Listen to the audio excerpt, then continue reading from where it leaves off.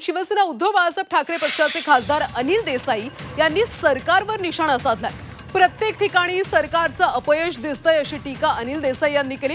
तर सिंदूर आंदोलनावरून लक्ष हटवण्यासाठी हे कृत्य केलंय का असा संशय व्यक्त करत शिवसेना खासदार नरेश म्हस्केंनी देसाई यांना उत्तर दिलं। याची चौकशी व्हावी अशी मागणी देखील त्यांनी केली।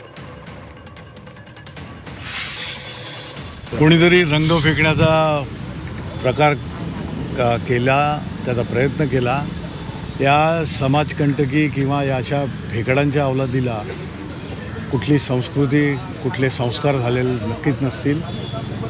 यांचा पोलिसांतर्फे शोध तर घेतला जातोय आणि जे व्हायचं ते आम्ही ते होईलच। पण अशा प्रवृत्तींना आज पोलीस म्हणा, ही सरकारी यंत्रणा म्हणा काय करते?